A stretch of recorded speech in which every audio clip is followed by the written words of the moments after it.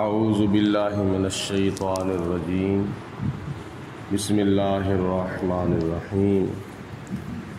قال اللہ تبارک و تعالی فی القرآن المجید والفرقان الحمید۔ قرآن مجید فرقان حمید کے 10ویں پارے کی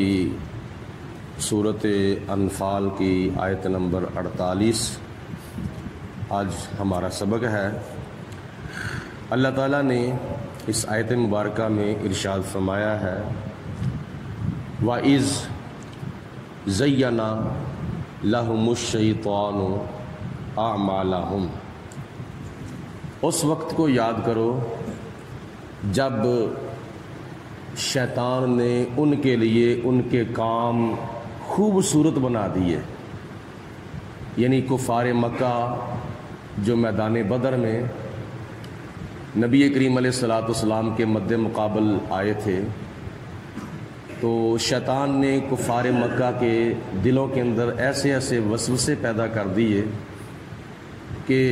ان کی یہ جو جنگ تھی مسلمانوں کے ساتھ، شیطان نے ان کی نظروں کے اندر بڑا بہترین کام بنا دیا۔ اور اس کے علاوہ اور کافروں کی جو کرتوتیں تھیں وہ کام بھی شیطان نے ان کی نظروں کے اندر بڑے خوش نما اعمال بنا دیے کہ یہ کرو گے بڑا اچھا اس کا نتیجہ نکلے گا، یہ کام کرو گے بڑا اچھا اس کا نتیجہ نکلے گا۔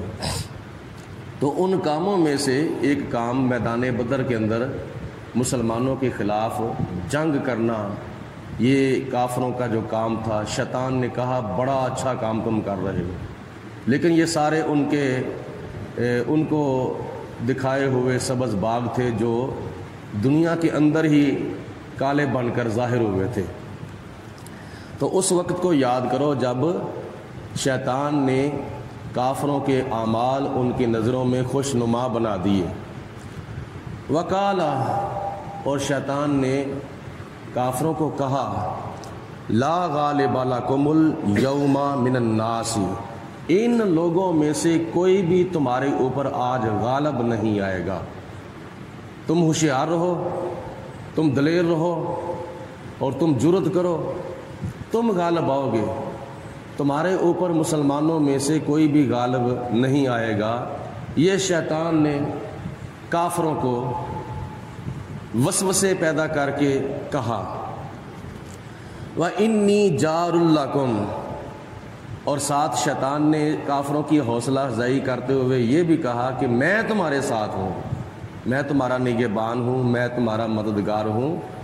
میں تمہاری جتنی زیادہ ہو سکے گی ہیلپ کروں گا، تمہیں پریشان ہونے کی ضرورت نہیں۔ اس طرح کی باتوں کے ساتھ شیطان نے کافروں کو ابھارا مسلمانوں کے ساتھ۔ فلما، پھر جب تراءت الفئتان، جب دونوں جماعتیں ایک دوسرے کے آمنے سامنے آ گئیں میدان بدر میں، مسلمانوں کی جماعت 313 بظاہر اور کافروں کی تعداد بظاہر 1000 کا لشکر، جب دونوں لشکر ایک دوسرے کے آمنے سامنے ہوئے تو تفسیروں میں آتا ہے کہ شیطان جو تھا یہ سراقہ بن مالک کی شکل میں متشکل ہو کر میدان بدر میں آیا کافروں کے پیچھے، اور سراقہ بن مالک اس وقت مسلمان نہیں ہوئے تھے، یہ بعد میں مسلمان ہوئے تھے۔ سراقہ بن مالک کی شکل میں متشکل ہو کر شیطان جو تھا وہ کافروں کے پاس آیا، اور اس وقت وہ حارث بن حشام ایک کافر تھا ان کا بڑا سرکردہ، اس کا ہاتھ پکڑ کے میدان بدر میں کھڑا تھا اور باتیں کر رہا تھا وہ حقیقت میں شیطان سراقہ ابن مالک کی شکل میں۔ تو جب باتیں کر رہا تھا تو ادھر جب یہ دونوں لشکر آمنے سامنے ہوئے تو اللہ پاک کی ذات بابرکات نے فرشتوں کو کیا نام ہے، پہلے 1000، پھر 3000 کا لشکر، پھر 5000 کا لشکر، اللہ پاک نے لگاتار فرشتے جب بھیجے تو ان فرشتوں میں حضرت جبرائیل علیہ السلام بھی تھے، اور کوئی فرشتہ کسی کافر کے اوپر ٹوٹ پڑا، کوئی فرشتہ کسی کافر کے اوپر ٹوٹ پڑا۔ حضرت جبرائیل علیہ السلام جب شیطان کی طرف گئے تو شیطان نے جب جبرائیل علیہ السلام کو آتے ہوئے دیکھا تو پھر کیا ہوا؟ ناکسا علی عقبیہ، شیطان جو تھا وہ الٹے قدموں بھاگا۔ جب آگے لگ کے بھاگا تو ساتھ اس نے یہ بھی کہا وقال انی بریء منکم، آج میں تم سے بڑا بیزار ہوں۔ وہ کافروں نے کہا کہ اے سراقہ تمہیں کیا ہوا ہے؟ بظاہر تو سراقہ تھا لیکن حقیقت میں شیطان تھا، کیونکہ اس وقت وہ کافروں کے اندر شمار تھا۔ تو کافروں نے کہا کہ اے سراقہ تمہیں کیا ہوا ہے؟ تو کہتا ہے کہ میں تمہارے ساتھ ہوں، میں تمہاری اتنی ہیلپ کروں گا، تمہیں گھبرانے کی کوئی ضرورت نہیں۔ تو نے تو ہمیں بڑی یقین دہانیاں کرائی تھی کہ آج تمہارے اوپر کوئی مسلمان غالب نہیں آئے گا، تو یہ کیا معاملہ بنا ہے؟ جب جنگ چھڑ گئی ہے تو اس وقت تو بھاگ رہا ہے، کہاں جا رہا ہے؟ اس نے کہا وقال انی بریء منکم، شیطان نے کہا کہ آج میں تم سے متنفر ہوں، آج میں تم سے بیزار ہوں۔ اس کی وجہ یہ ہے انی ارا ما لا ترونا، جس کو میں دیکھ رہا ہوں اس کو تم نہیں دیکھ رہے۔ شیطان کس کو دیکھ رہا تھا؟ حضرت سیدنا جبرائیل علیہ السلام کو۔ تو آپ لوگوں کو معلوم ہونا چاہیے، بعض روایات میں آتا ہے اللہ پاک کی ذات بابرکات نے ایک فرشتے کو کتنی طاقت عطا فرمائی ہے، تو جبرائیل علیہ السلام کے اندر پھر کتنی طاقتیں ہیں۔ حضرت جبرائیل علیہ السلام میں اتنی طاقت ہے کہ نبی پاک علیہ السلام نے ایک مرتبہ پوچھا کہ پیارے جبرائیل آپ نے کبھی اپنی پوری طاقت بھی استعمال کی ہے؟ عرض کی ہاں یا رسول اللہ، چند مرتبہ استعمال کی تھی۔ فرمایا کس کس موقع پر؟ عرض کی یا رسول اللہ جب بھائیوں نے حضرت یوسف علیہ السلام کو کنویں میں ڈالا تھا، تو جب پانی کی سطح پر کچھ اوپر فاصلے پر جناب یوسف علیہ السلام تھے تو بھائیوں نے رسی جو تھی وہ کاٹ دی، تو اللہ پاک نے مجھے حکم دیا پیارے جبرائیل فٹافٹ جاؤ، پانی تک پہنچنے سے پہلے میرے پیارے یوسف کو اپنے پروں پر اٹھا لینا۔ نمبر 2، حضرت ابراہیم علیہ السلام آگ کی طرف جا رہے تھے، منجنیق سے حضرت ابراہیم علیہ السلام نے چھلانگ لگا دی تھی آتش نمرود کی طرف، تو میں نے اللہ کے حکم پر عمل کرتے ہوئے حضرت ابراہیم علیہ السلام کی آگ تک پہنچنے سے پہلے سدرہ سے پوری قوت کو استعمال کیا اور حضرت ابراہیم علیہ السلام کو اپنے پروں پر اٹھا لیا اور پر مار کے میں نے ساری کی ساری آگ جو تھی وہ بجھا دی اور اس کو میں نے گل و گلزار بنا دیا۔ نمبر 3، جب حضرت ابراہیم علیہ السلام کی چھری اور اسماعیل علیہ السلام کا گلا 1 فٹ کے فاصلے پر تھا، تو جب میں نے دیکھا کہ خدا تعالیٰ نے فرمایا کہ میرا پیارا خلیل آج اپنے خواب کو پورا کیے بغیر واپس نہیں جائے گا، تو 1 فٹ کا فاصلہ طے کرنے سے پہلے میں نے اللہ کے حکم پر عمل کرتے ہوئے جنت سے دمبا لیا اور میدان مینا کے اندر آ کر میں نے اسماعیل علیہ السلام کی جگہ پہ لٹا دیا اور اسماعیل کو پیچھے ہٹا دیا۔ یہ میری قوت ہے، میں نے اتنی قوت استعمال کی ہے۔ تو جبرائیل علیہ السلام میں تو اتنی قوت تھی، تو جناب جبرائیل علیہ السلام کے یہ سامنے جو میدان بدر کے اندر کافر تھے 1000 کا لشکر، یہ کیا چیز تھی؟ تو جب شیطان نے دیکھا جبرائیل کو آتے ہوئے تو وہ گھبرا گیا، گھبرا کر بھاگا۔ تو پھر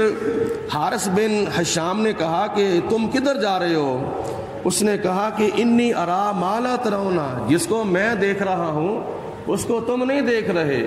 مطلب یہ ہے کہ میں تو جبرائیل کو دیکھ رہا ہوں، ان قریب وہ تو کیا نام ہے میرا بیڑا غرق کر دے گا،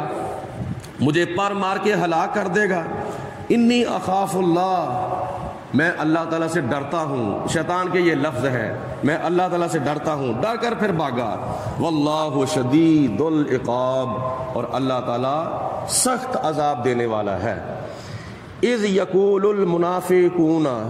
اس وقت کو بھی یاد کرو جب منافقوں نے کہا، ان منافقوں سے مراد قبیلہ اوس اور قبیلہ خزرج کے چند افراد ہیں، والذین فی قلوبہم مرض، اور ان لوگوں نے بھی کہا کہ جن کے دلوں میں بیماری تھی، اس سے مراد وہ لوگ ہیں کہ جن کے دلوں کے اندر کیا نام ہے کچھ شکوک و شبہات تھے، اسلام کے بارے میں کچھ تردد تھا۔ انہوں نے کہا غر ہؤلاء دینہم، یہ جو چند مٹھی بھر مسلمان میدان بدر میں آگے ہیں 313، ان کے دین نے ان کو دھوکہ دیا ہے، یہ بس غلط فہمی میں آگے ہیں، یہ غلط خیالی میں آگے ہیں، کہاں 1000 کا لشکر، کہاں یہ 313 کی تعداد، یہ مسلمان جو ہیں اپنے سے 3 گنا زیادہ کافروں کے ساتھ مقابلہ کرنے کے لیے آئے ہیں، تو ان کے دین نے ان کو دھوکہ نہیں دیا تو اور کیا دیا ہے۔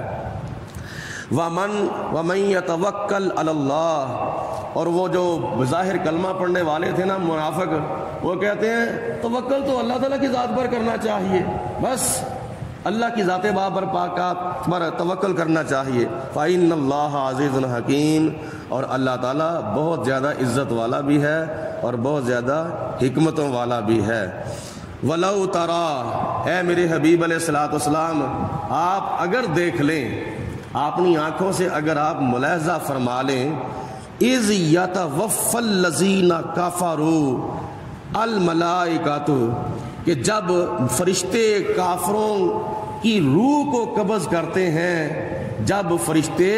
کافروں کی روح کو نکالتے ہیں، ان کو وفات دیتے ہیں، ان کے مرنے کا منظر اے میرے حبیب کبھی آپ اپنی آنکھوں سے دیکھ لیں تو پھر آپ کو کیا نظر آئے گا؟ یضربون وجوہہم وادبارہم، فرشتے جو ہیں وہ ان کے چہروں کے اوپر مارتے ہیں اور ان کی پشتوں کے اوپر مارتے ہیں، یعنی لوہے کے ہتھوڑے اور لوہے کے گرز آگ میں تپا کر فرشتے ان کافروں کے چہروں کے اوپر مارتے ہیں اور ان کی پشتوں کے اوپر ہتھوڑے جو ہیں وہ آگ میں تپا کر مارتے ہیں۔ یہ منظر اگر آپ کافروں کا دیکھ لیں تو کیسا منظر ہو کہ کافروں کیا حشر ہوتا ہے کہ جب وہ مرتے ہیں، جب فرشتے کافروں کی روح کو قبض کرتے ہیں۔ اور ساتھ یہ بھی کہتے ہیں اور چکھو عذاب الحریق، ذلیل کرنے والا جلن کا جو عذاب ہے وہ اب چکھو اپنے کیے ہوئے کفر کا مزہ۔ ذالک بما قدمت ایدیکم، اور یہ تمہارے عملوں کا نتیجہ ہے جو تم نے اپنے ہاتھوں سے کر کے آگے بھیجا ہے، یعنی دنیا کے اندر جو تم نے کرتوتیں کی ہیں وہ آگے قیامت کے دن چلی گئی ہیں، اب چکھو اپنے کرتوتوں کا مزہ۔ وَأَنَّ اللَّهَ لَيْسَ بِظَلَّامٍ لِّلْعَبِيدِ، اور بے شک اللہ تعالیٰ اپنے بندوں میں سے کسی بندے کے اوپر ظلم نہیں کرتا۔ اگر مسلمان کو نیک اعمال کی جزا عطا فرماتا ہے تو یہ اس کا عدل ہے، اگر کافروں کے اوپر ان کے کفر کی وجہ سے عذاب بھیجتا ہے تو یہ اللہ تعالیٰ کا عدل ہے، اور خدا تعالیٰ عدل کرتا ہے، انصاف کرتا ہے، کسی کے ساتھ اللہ پاک ظلم نہیں کرتا۔ اللہ پاک ہم سب کو سبق حاصل کرنے کی توفیق عطا فرمائے۔